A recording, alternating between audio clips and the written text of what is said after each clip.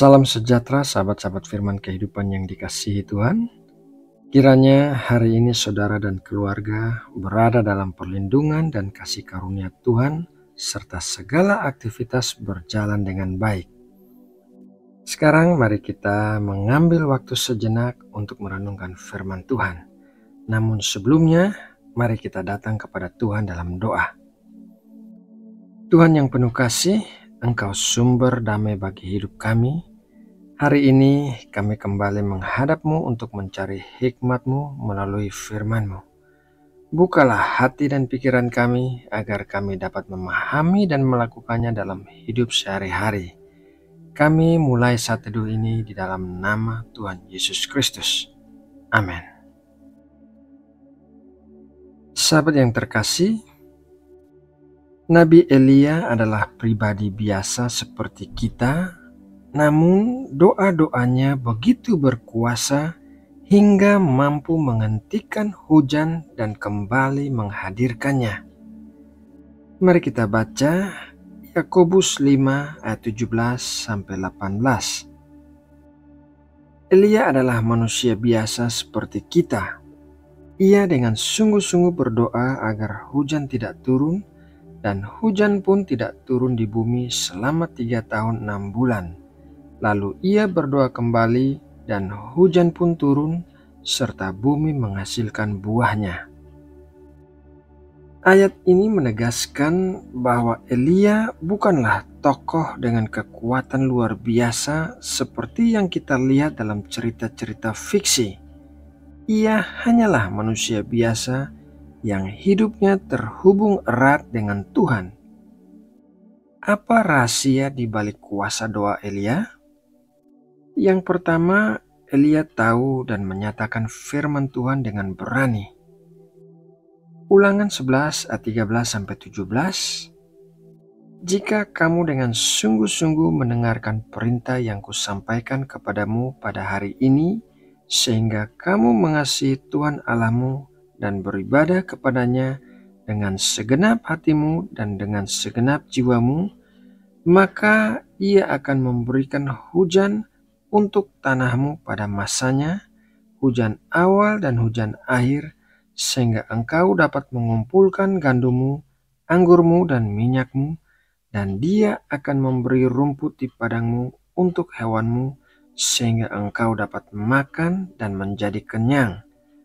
Hati-hatilah supaya jangan hatimu terbujuk sehingga kamu menyimpang dengan beribadah kepada Allah lain dan sujud menyembah kepadanya. Jika demikian, maka akan bangkitlah murka Tuhan terhadap kamu dan ia akan menutup langit sehingga tidak ada hujan dan tanah tidak mengeluarkan hasilnya. Lalu kamu lenyap dengan cepat dari negeri yang baik yang diberikan Tuhan kepadamu. Dalam ayat tersebut, Tuhan berfirman bahwa hujan akan diberikan kepada umatnya jika mereka setia dan taat. Tetapi sebaliknya, hujan akan ditahan jika mereka berpaling kepada ilah lain. Elia tahu janji dan peringatan ini.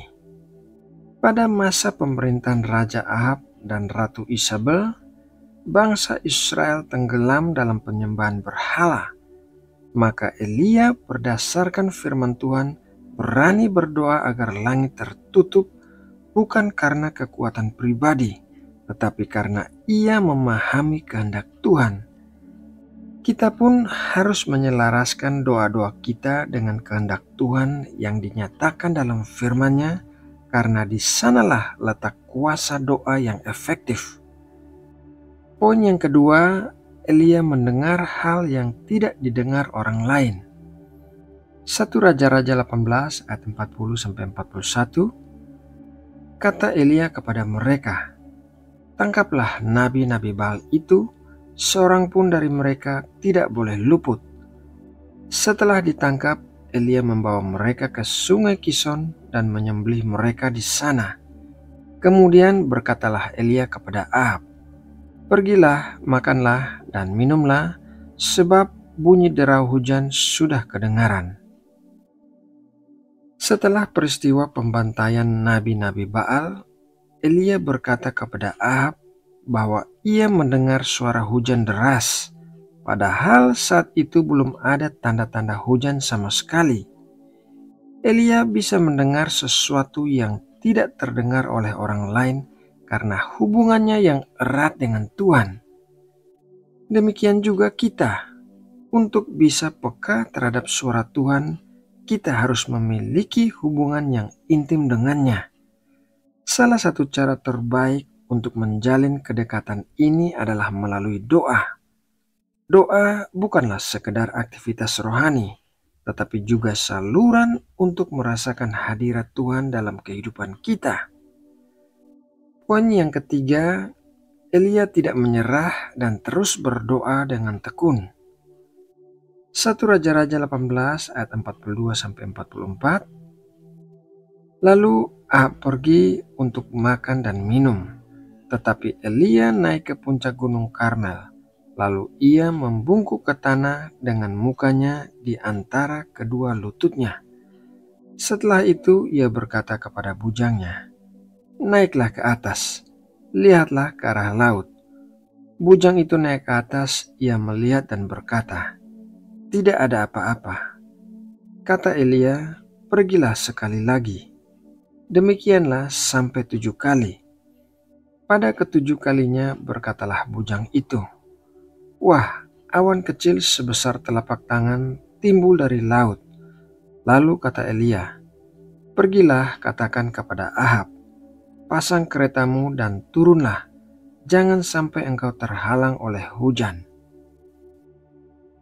Elia menaiki gunung Karmel dan terus berdoa meski belum ada tanda-tanda hujan. Ia menyuruh bujangnya naik dan melihat ke laut hingga 7 kali sampai akhirnya terlihat awan kecil sebesar telapak tangan. Meski tahu kehendak Tuhan dan peka terhadap suaranya, Elia tetap harus bersungguh-sungguh dalam doa. Iman sering diuji lewat waktu, karena Tuhan ingin kita tidak mudah menyerah saat belum melihat jawaban. Sahabatku yang terkasih, Elia adalah manusia biasa seperti kita. Meskipun kita tidak sedang berdoa menutup atau membuka langit, kita bisa menerapkan prinsip yang sama dalam kehidupan rohani kita, yaitu mengenal dan menghidupi firman Tuhan, memiliki keintiman dengan Tuhan agar dapat mendengar suaranya dan bertekun dalam doa, serta tidak mudah untuk menyerah. Nah sahabatku, demikianlah renungan firman Tuhan hari ini. Mari kita berdoa. Bapa yang penuh kasih, terima kasih atas firman-Mu yang telah kami renungkan. Tolong kami untuk tetap taat, tekun, dan peka terhadap suara-Mu. Kuatkan iman kami dan tuntun langkah kami agar hidup kami memuliakan nama-Mu. Terima kasih ya Bapa, di dalam nama Tuhan Yesus Kristus kami berdoa dan bersyukur. Amin.